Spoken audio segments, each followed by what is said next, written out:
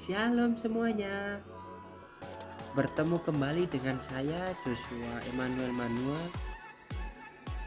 di video kedua ini. Nah, pada saat ini kita akan membahas materi administrasi gereja baru dimensi kedua, yaitu dimensi kebijakan gereja. Nah, kita mulai saja langsung. Check it out. Administrasi ini dibentuk supaya dalam gereja ataupun program-program yang dilaksanakan bisa berjalan dengan baik. Nah, di dalam administrasi gereja juga menekankan kepada setiap penatua dan diaken, yang dimana tugas dan tanggung jawab yang ditekankan kepada penatua diaken itu.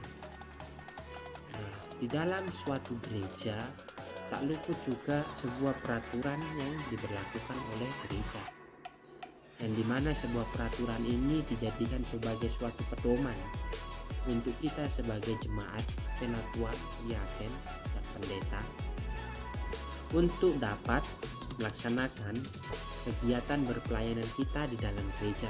Nah, peraturan ini dibuat untuk pelayanan kita dapat berjalan dengan baik dan tidak menyimpang dari apa yang telah disepakati dan dibuat. Maka dari itu, hal ini kita akan membahas singkat tentang dimensi kebijakan gereja di dalam administrasi gereja. Administrasi gereja di awal saya sudah sampaikan di video pertama bahwa mempunyai 5 dimensi. Namun saat ini kita membahas pada dimensi kebijakan gereja. Ini kebijakan gereja dalam jemaat adalah dibuat supaya jemaat ini bisa merasa dilayani dengan baik dan tidak kurang suatu apapun. Kebijakan gereja adalah hal penting di dalam kehidupan jemaat. Karena itu definisi yang sangat penting jemaat adalah keputusan yang terbaik oleh pemimpin gereja, sidang-sidang atau rapat gerejawi yang memastikan sebuah visi dan misi gereja terpenuhi. Nah, sebuah keputusan yang dibuat oleh pemimpin gereja ini untuk kebutuhan jasmani, spiritualitas jemaat terpenuhi dengan baik, dan apa yang diputuskan oleh pemimpin gereja menjadi suatu sistem pendukung untuk lingkungan hidup, yaitu masyarakat, bangsa, dan gereja.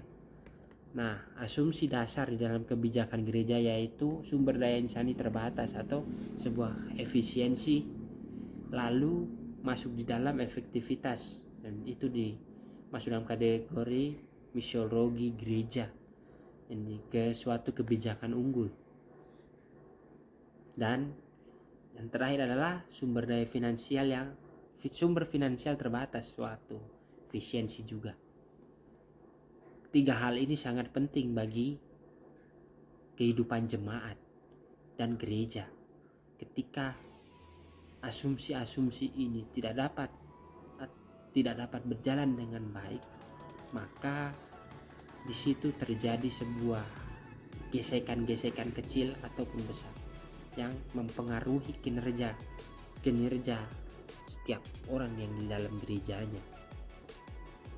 Nah, dalam kebijakan gereja ini ada beberapa proses yang kita harus ketahui dan kita harus pahami di dalam sebuah jemaat, supaya masalah-masalah atau aspirasi dan kebutuhan jemaat dapat dipenuhi dan dilaksanakan dengan baik dan tidak kurang. Dan yang paling penting, tidak membuat jemaat merasa tidak dilayani dengan baik oleh pemimpin gereja. Dalam kebijakan gereja terdapat 3 poin penting. Yang pertama, input. Kita masuk dalam input, yaitu kebutuhan jemaat, masalah yang ada di jemaat, dan aspirasi yang dikemukakan oleh jemaat. Dan kedua, proses output. Pertama adalah teologi. Teologi itu adalah sebuah pemahaman iman, pengakuan iman, ajaran atau akta gereja dan sebagainya. Yang kedua adalah regulasi gereja. yang membahas tentang tata gereja, peraturan gereja, tingkat sinodal, mupel, regio, jemaat, dan peraturan PHMJ ataupun majelis jemaat. Ketiga, program kerja. Nah, program kerja ini ada program kerja sinode, mupel, dan jemaat lokal. Diskresi level sinodal, mupel, dan jemaat.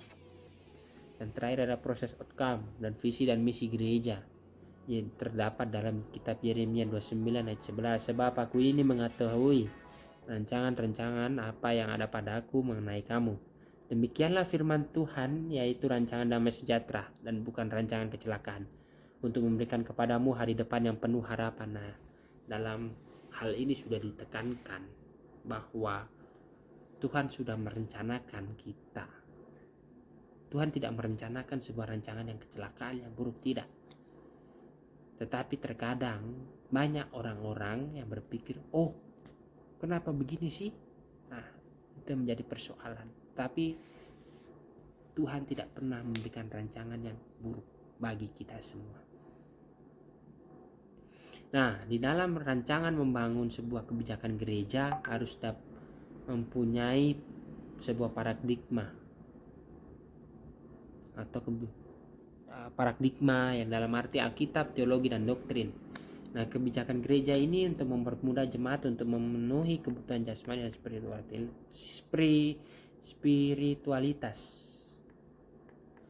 Nah, kita masuk dalam akhir video ini. Saya tidak terlalu menekankan jangan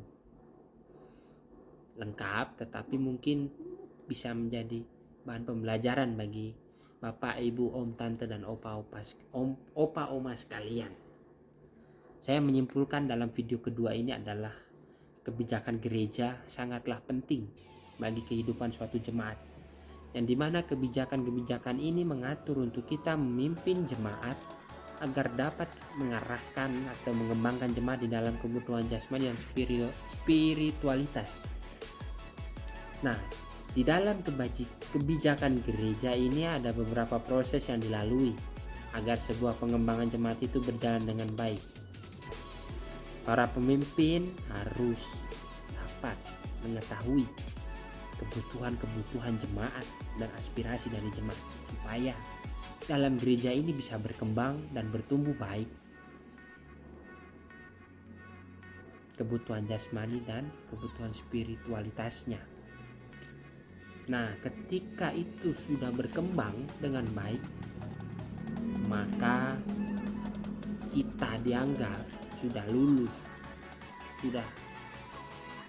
sudah menjadi orang atau pemimpin yang berguna bagi gereja, bangsa, dan masyarakat yang ada di sekitaran kita.